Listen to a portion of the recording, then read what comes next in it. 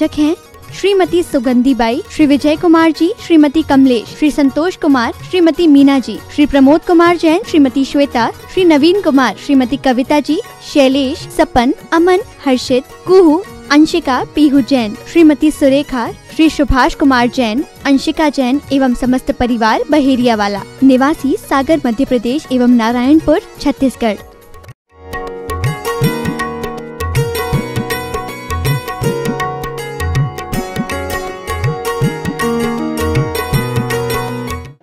तो सुधर्म स्वामी ने एक श्लोक सुनाया। सूरमित्र, हाँ गुरुदेव, इस सूत्र का व्याख्या करके बताओ। तुम तो अब संस्कृत में प्रवीण हो गए। हाँ गुरुदेव, आपका आशीर्वाद है। सत्यम दुरात्मनश्चित्ते पर वस्तु प्रियम सदा रक्तपा पर रक्तस्य प्राण रक्ता यथा सदा। इसका अर्थ क्या होता है? सूरमित्र से सुधर्म स्वामी पूछ रहे हैं, कैसा है ये मन, कैसा है? सत्यम दुरात्मनश्चित्ते पर वस्तु प्रियम सदा। इस मन में अपने ऊपर की अंदर की शक्तियों का कोई आकर्षण नहीं है। पर वस्तु प्रियम सदा, इस मन को हमेशा दूसरी वस्तु पे आकर्षण रहता है। कैसा आकर्षण रहता है? ठीक वैसे जैसे रक्तपा का रहता है। रक्तपा कहते हैं, जो रक्त का पान करने वाला है उसको आपकी भाषा में जोंक कहते हैं। रक्तपा पर रक्तस्य पान रक्ता यथा सदा। रक्तपा जोंक को गाय के थने में लग जाती है, वहीं पे दूध बहता रहता है, मीठा स्वादिष्ट। चाहे तो उसको चूस सकती है, लेकिन उसको तो गंदा खून चूसने की आदत है। कितना भी अच्छा सिखा दो, हमारी प्रकृति उस सुअर के जैसी हो गई है कि मेहतरानी जिंदगी भर उसको नहलाती रहे। हमारा मन उस सुअर के जैसा हो गया कि महाराज के 1 घंटे के प्रवचन सुने, शास्त्र का स्वाध्याय किया, कराया, सब कुछ किया, थोड़ा भी मौका मिला और नाली में जाकर के बैठ गया। मेहतरानियां जो होती है ना, काम करने वाली, जिनके यहाँ सुअर पाले जाते हैं, उनके यहाँ सुअर का भी घर होता है, वहां पे पालते हैं। सुबह सुबह जब सुअर को उनके कमरों से निकाल के छोड़ते हैं, पिगेस्टी कहते हैं उसको, पिगेस्टी से जब छोड़ते हैं तो उसको पाइप से नहला देती है, हाथ फेरती है, जैसे तुम गाय के ऊपर फेरते हो, तुम जैसे अपने बच्चे के ऊपर पहले फेरते हो, नहलाते हो, उतना ही इसने उस काम उस महिला को उन सूअरों से होता है। हाथ फेरती है, नहलाती है, धुलाती है, सब करती है। सुअर झटकता है अपने आप को और उसके देखते देखते उसके सामने ही नाली में जाकर के बैठ जाता है। दिन भर नाली में बैठा रहता है, शाम को फिर घर में आता है, फिर उसको नहलाती है, धुलाती है और फिर अंदर बाड़े में पैक कर देती है। जैसे उस सुअर की स्थिति है, ठीक ऐसे ही हमारे मन की स्थिति हो गई। हम कितना भी अच्छा सुन लें, कितना भी अच्छे गुरुओं के साथ रह लें, अंतर मन में थोड़ी थोड़ी में सुअर का भाव जग जाता है और मैले के जैसे कितने विषैले तत्व हमारी मानसिकता में आकर के हमको पल पल में परेशान करते हैं। उस सूरमित्र को भी परेशान कर रहे। सूरमित्र बार बार सुधर्म स्वामी पूछते, सूरमित्र इसका अर्थ? हाँ महाराज, रक्तपा पर रक्तस्य पान रक्ता यथा सदा। उसको दूसरे के विषैले और मैले खून को पीने में जो को आनंद आता है, उस आनंद को वो कभी छोड़ नहीं पाता। ये उसकी प्रकृति है कि नियति है कि विकृति है, क्या है? जोंक का गंदा खून पीना क्या प्रकृति है? नहीं। तो क्या नियति है? नहीं, उसकी मानसिक विकृति है। वो चाहे तो उसको छोड़ सकता है, लेकिन वो छोड़ने का भाव नहीं करता। ये सूत्र का व्याख्यान करते समय उस सूरमित्र को अंदर से लगा कि गुरुदेव जिस बात को छोड़ने के लिए कह रहे हैं, वो बात रक्तपा के उद्देश्य से इस सूरमित्र को समझाई जा रही है कि तुम्हारा मन वो तुम्हारी स्त्री के अंदर जो जोंक के जैसे चिपक के बैठ गया है। सूरमित्र, अगर तू ये ज्ञान पाना चाहता है तो उस जोंक के स्वभाव वाले मन को वहां से हटा ले। और जब ये बात समझ में आई तब सूर्यमित्र के अंदर श्रद्धा पहली बार पैदा हुई, जिसको आप सम्यक दर्शन कहते हैं। बहुत अमूल्य वस्तु है वह सम्यक दर्शन। निमित्त से पैदा होती है, शक्ति उपादान में अंदर है, लेकिन निमित्तों को पा करके उपादान इतना कमजोर हो जाता है कि हर निमित्त उसके ऊपर हावी होते रहते हैं। उस समय उसने अपने उपादान को जागृत किया, किसी भी निमित्त को हावी नहीं होने दिया, और गुरुदेव की देशना उसके उपादान पर ऐसा छा रही थी जैसे बारिश से ये तपती हुई धरती किसी मेघ की प्रतीक्षा करती है। सूर्य से तपती हुई धरती जब मेघ की प्रतीक्षा करती है और मेघ बरसता है, उसकी आकांक्षाओं की पूर्ति होकर के वो संपन्न होती है। आज वो सूर्यमित्र अंदर से श्रद्धावान हुआ, और जैसे ही अंदर से वह श्रद्धा पैदा हुई, हर चीज में जान आ गई।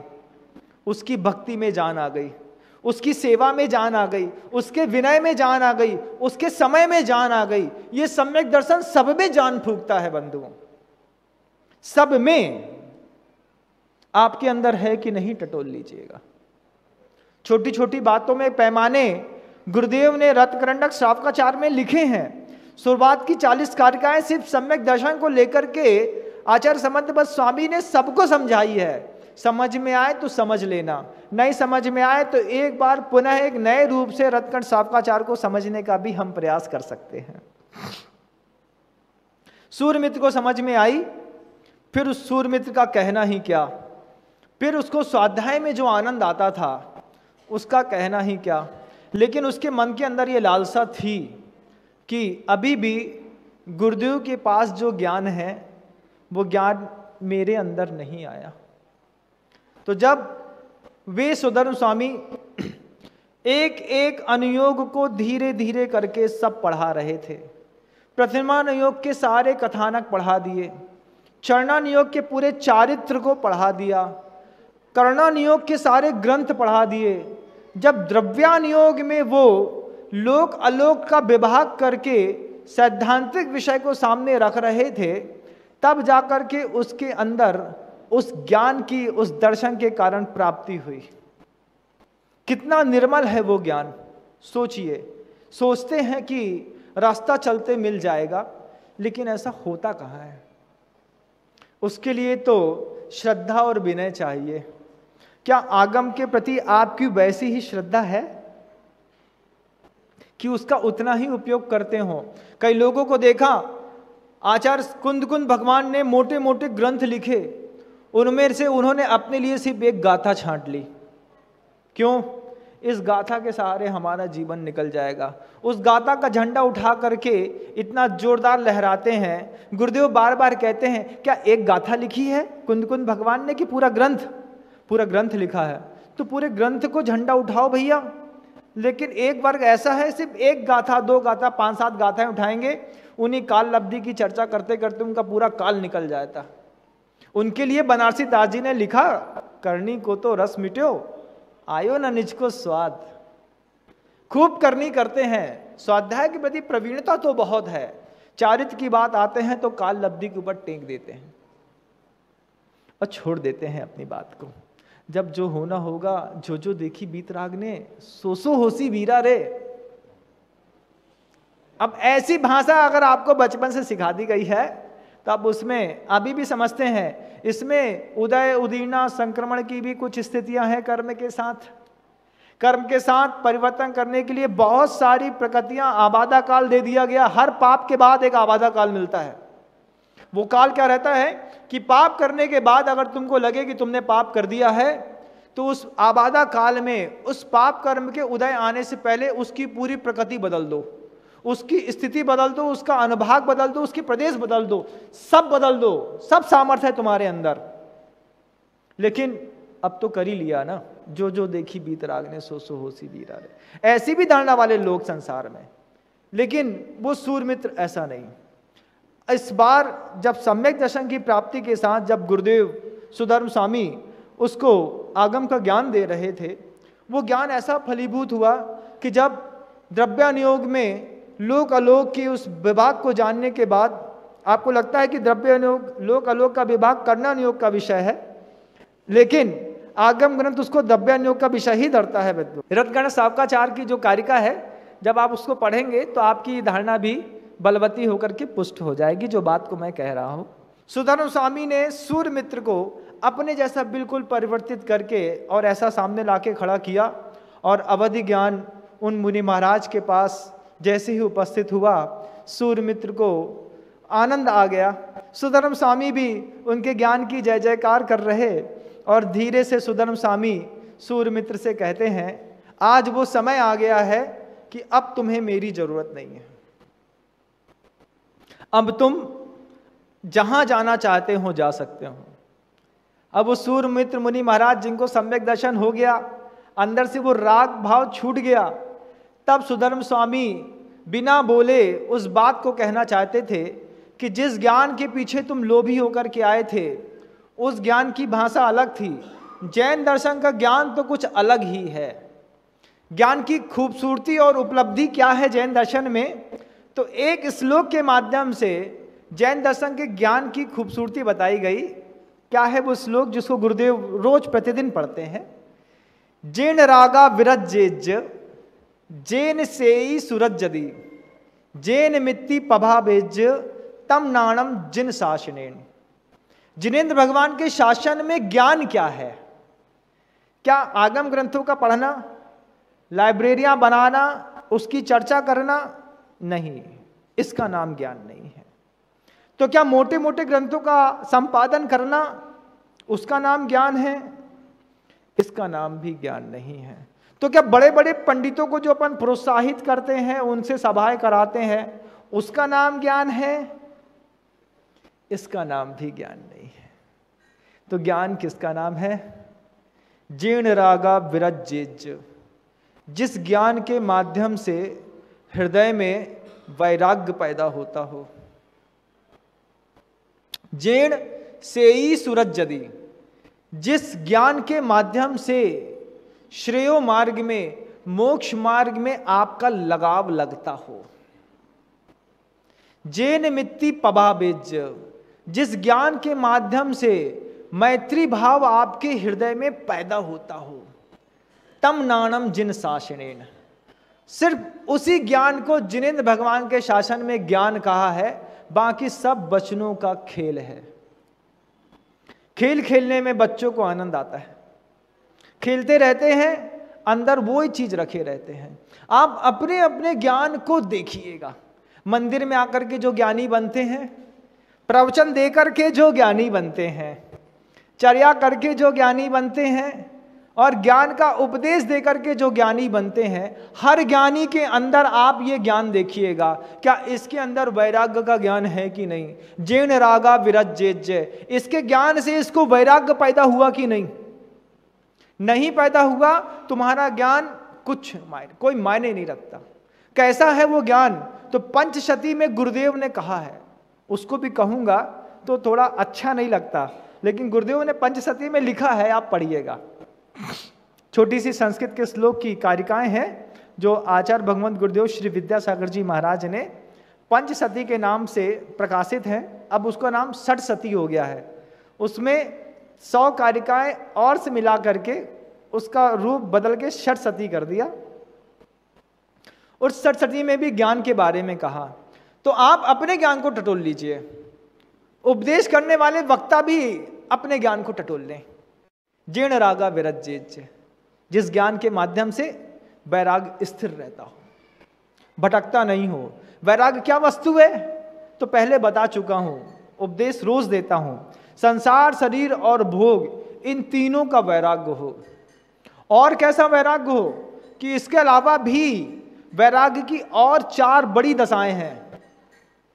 उन दशाओं का वर्णन मैंने कभी किया नहीं, बता देते हैं छोटे छोटे भावों में कि अगर उस ज्ञान के माध्यम से आपकी भोक्तृत्व शक्ति नष्ट होती हो, कर्तृत्व शक्ति का विनाश होता हो, जब आपकी स्वामी पने का भी आपके दिमाग से विनाश हो जाता हो और एकत्व बुद्धि आपकी प्रवीण हो जाती हो, तब जाकर के समझना कि वो ज्ञान कार्यकारी है।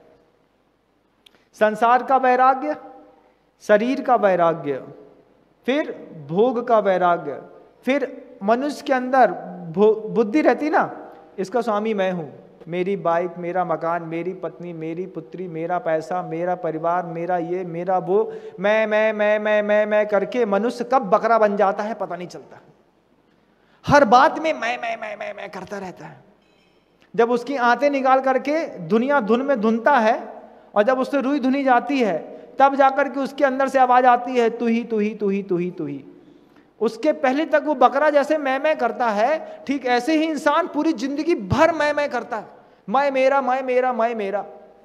तो ये ज्ञान अपेक्षा रखता है कि उस ज्ञान की कीमत है जो मैं मेरा से मुक्त है, स्वामी पने के भाव से मुक्त है, कर्ता पने के भाव से मुक्त है, भोक्ता पने के भाव से भी मुक्त है, और एकत्व विभक्ति को जिसको भेद विज्ञान पैदा हुआ है, बस उसी ज्ञान की कीमत है। जेन रागा विरजेज जेन से ही सूरज जदी, वो ज्ञान की कीमत है जो आपको अंदर से बार बार आंदोलित करता हो। 40 साल के हो गए, शर्म करो, 2 प्रतिमा के व्रत तो ले लो, इतने ज्ञानी बनते हो। 5 प्रतिमा के ले लो, 5 प्रतिमा वाले को धक्का मारता है, अरे 7 प्रतिमा के ले लो, 7 प्रतिमा वाले को धक्का मारता है उसका ज्ञान, भैया 10 प्रतिमा स्वीकार करो। 10 प्रतिमा वाले को बोलता है एलक क्षुल्लक आर्यका कुछ बन जाओ, आर्यका को प्रेरणा देता है वो ज्ञान, मुनि बनने की साधना करो, मुनियों को ज्ञान देता है अरिहंत बनने की साधना करो। जेन से ही सूरज जदी, मुनि बन गए, अब ज्ञान की क्या कीमत?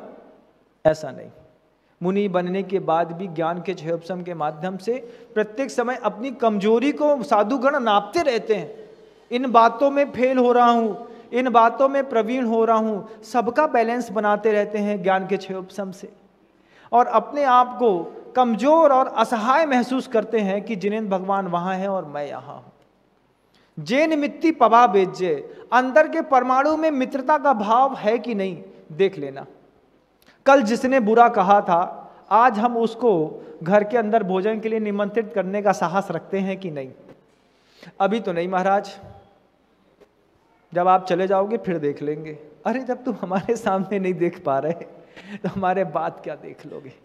जब साधु के सामने कसाई कम नहीं हो रही तो बाद में तो बिस्धरों की लड़ाई होना निश्चित है।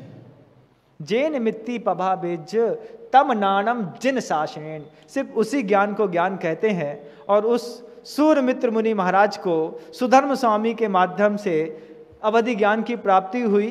मुनि महाराज ने उनको एकांत अकेले विहार के लिए छोड़ दिया, और जब वे अपने गुरु से छूट करके और अपनी पत्नी के मनोभाव से छूट करके आगम में प्रवीण होकर के ध्यानस्थ हुए, तो बनारस की नगरी में उन्हीं सूर्यमित्र मुनि महाराज को केवल ज्ञान की प्राप्ति हुई। और वे जो कल किसी और विषय के कारण दिगंबर साधु के संपर्क में आए थे, आज सदा सदा के लिए भगवत सत्ता को प्राप्त होकर के सिद्धालय में विराजमान हो गए हैं। ऐसे सूर्य मित्र मुनि महाराज को मैं बारंबार नमस्कार करता हूँ, प्रार्थना करता हूँ भगवान आपके इस पावन चरित्र को सुन करके जैसे विशुद्धि हम लोगों की बढ़ी है, हम भी आप सबके जैसा उस उच्च पद को प्राप्त करने का पुरुषार्थ करें। इन्हीं भावनाओं के साथ उन सूर्य मित्र मुनि महाराज को अनंतो बार नमस्कार हो, नमस्कार हो, नमस्कार हो। अहिंसा परमो धर्म की।